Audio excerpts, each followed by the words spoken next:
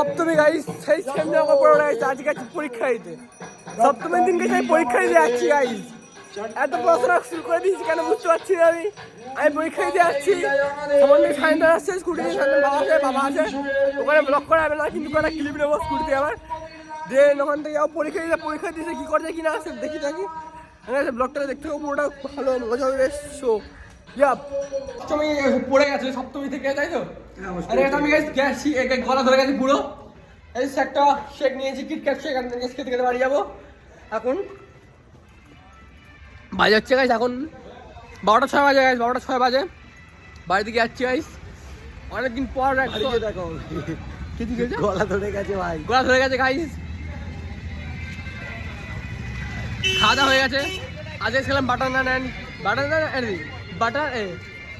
আরে বাটার আমি চিকেন টিক্কা বাটার মশলা আমি সেম খেয়েছি প্লাস হচ্ছে বাটার নান তাও ছেঁড়াটা যেটা ত্রিকোণ না আমি সেটাই খেয়েছি আমি ওটাই খেয়েছি ওটা খাওয়ার পর এখন বাড়ি যাচ্ছি সকালবেলা পরীক্ষা দিয়ে চলে এসেছিলাম কিন্তু মানে ইংলিশ খেলতে গেছিলাম দেখলেন তো আপনারা তারপর কাছে এই ব্লগের এখানে এনে হচ্ছে সপ্তমীর দিন পরীক্ষা দিতে গেছি পরীক্ষা স্যার পড়িয়েছে তুই একা আছিস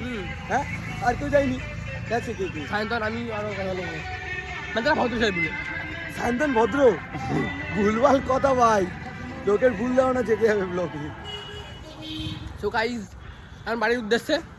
পিছনের ব্যাকগ্রাউন্ডটা খুব ভালো লাগে বুঝতে পারছি আপনাদের বড়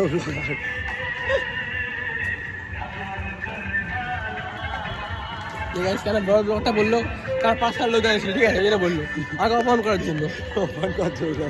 পরবর্তী ব্লগার নেবো আমি অপমান করার জন্য নয়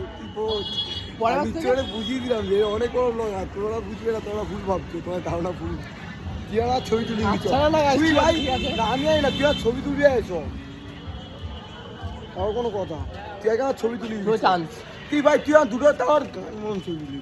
কোনো সিন অন্ধকার হয়ে যায় গাইস এর সঙ্গে অন্ধকার হয়ে যায় এর সঙ্গে লাইভ খুললে আমার জীবনটা অন্ধকার এটা বুঝতে পারছি যখন এবার আলো আছে তখন কত আলো দেখ দেখলি আলো দেখ তুই আর অত আলো নিতে পারবি না এত খুললে জীবনটা অন্ধকার বন্ধ কর লোকে সব করছে